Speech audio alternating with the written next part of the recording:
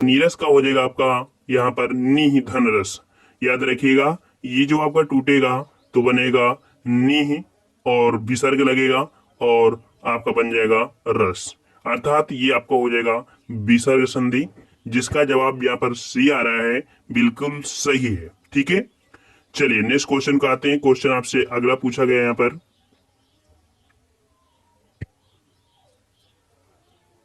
देवेंद्र में आपको बताना है देवेंद्र में कौन सी संधि है। देवेंद्र में कौन सी संधि है? चलिए अब बिल्कुल सही है, जवाब आ रहे हैं। और देवेंद्र हमने बताया था कि ए की मात्रा और ओ की मात्रा जो आपको लगती है आपकी गुण संधि में लगती है। बिल्कुल सही है, बिल्कुल सही है, अच्छी तैयारी है, वेरी गुड। ऑप्शन राइट आपका यहाँ पर ए हो जाएगा, गुण संधि हो जाएगा। ठीक है, देवेंद्र, देवेंद्र मतलब क्या बनता है? देव धन आपका इंद्र। ठीक है, देवेंद्र इस प्रकार से बनेगा। ऑप्शन राइट आपका यहाँ पर ए सही हो जाएगा।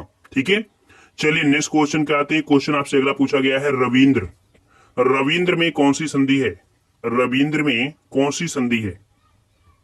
और यहां पर आपका रविंद्र बनेगा रवि धन इंद्र। क्या बनेगा? इसे तोड़ेंगे, बनेगा रवि धन इंद्र बनेगा, अर्थात छोटी और यहां पर आप कह सकते हैं छोटी बराबर बढ़ेगा बने बड़ी बनेगा, अर्थात बनेगा रविंद्र। इस प्रकार से ये आपकी संधि हो गई ऑप्शन सी, या आपकी दीर्घ संधि हो गई। ठीक है, दीर्घ संधि। चलिए नेक्स्ट क्वेश्चन को आते हैं। क्वेश्चन आपसे अगला है, शयन, शयन में आपको बताना है कौन सी संधि है। शयन में कौन सी संधि है?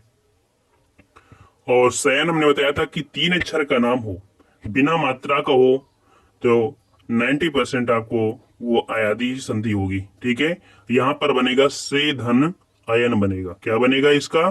से धन अयन बनेगा, जो कि बनेगा शयन, अर्थात अय शब्द निकलेगा, जो कि आपके विसर्ग संधि में होती है। तो जिसका जवाब यहाँ पर डी आ रहा है, बिल्कुल सही है, आयादी संधि हो जाएगा। नेक्स्ट क्वेश्चन आपसे पूछा है, कश्चित मतलब कश्चिंत बोल देते हैं या कश्चित बोल देते हैं, तो ये आपका बनेगा क्या?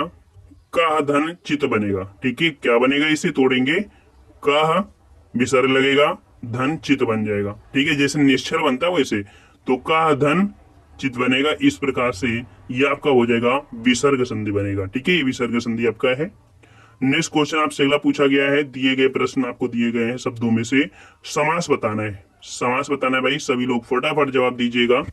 पंचवटी में कौन सा समास है? पंचवटी, पंचवटी अर्थात पांच वृक्षों का जो समूह होता है, या कह सकते हैं जो संख्यावाची होता है, वो आपका हमेशा पंचवटी कह सकते हैं द्विगु समास होता है। बिल्कुल सही है, बिल्कुल सही है, वेरी गुड, अच्छी बात है, तैयारी अच्छी हो गई आपकी। तो यहाँ पर ऑप्शन सी हो जाएगा द्विगु। ठीक है, चलिए नेक्स्ट क्वेश्चन को आते हैं। क्वेश्चन आपसे अगला पूछा गया है, घनश्याम, घनश्याम में बताइए। चलिए वेरी गुड, घनश्याम बिल्कुल सही है, बिल्कुल सही है। यहाँ पर घन श्याम, अब यहाँ पर दो प्रकार के जवाब हैं। घनश्याम अर्थात कह सकते हैं घन श्याम, घन श्याम। देखिए, बहुब्री भी और कर्मधारय। अब देखिए इसको हम लोग सही क्या करेंगे। घनश्याम जो हम बोला करते हैं, बोल देते हैं घनश्याम, कृष्ण भगवान को बोल देते हैं ना, इस हिसाब से आपका बहुब्री समास हुआ। एक और इसमें समास निकल रहा है, कौन सा?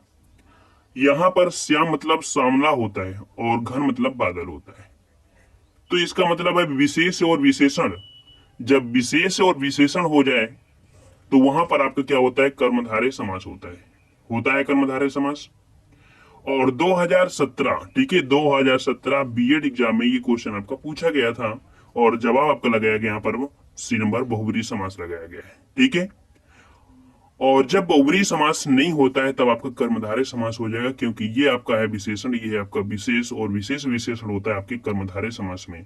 बल्कि हमने आपको बताया था जब बहुब्री समास कर्मधारय समास एक ही में हो तो सबसे पहले प्राथमिकता आपको दी जाएगी किसकी? बहुब्री समास में दी जाएगी। ठीक है, चलिए नेक्स्ट क्वेश्चन को आते हैं कि आशातीत, आशातीत में समास क्या है? आशातीत में समास, आशातीत, तो यहां पर आपका जवाब हो जाएगा ऑप्शन राइट ए नंबर यहाँ पर तत्पुरुष समास हो जाएगा। ठीक है, क्या हो जाएगा आपका?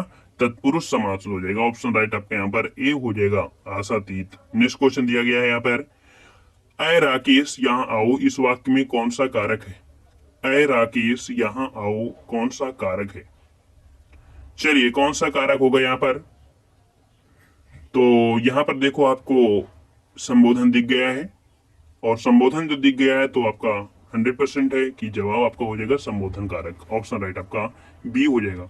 हमने आपको बताया है कि जितने भी कारक हैं उनको पढ़ लीजिए, आसानी से आपको 1 नंबर मिल जाएगा। देख सकते हैं, कर्ता, ठीक है, ये चिन्ह दिए हैं। कर्ता ने कर्म को करण से या के द्वारा होता है, संप्रदान को के लिए होता है, संप्रदान अलग अपादान देखो से होता है लेकिन अलगाव की स्थिति में होता है। संबंध काकी के रारी रे, अधिकरण में मैं पर, और संबोधन है अरे भोआत। ठीक है, ये होता है ना, तो आसानी से आप इसे स्क्रीनशॉट ले लीजिए और इसके एक बार पढ़ लीजिए जिसको नहीं आता है। ठीक है, चलिए अगला है कि जब दो शब्द समास बनकर तीसरे शब्द का विशेषण बन जाए तो उसे क्या कहते हैं? जब दो शब्द समास बनकर तीसरे शब्द का विशेषण बन जाए तो उसे क्या कहेंगे?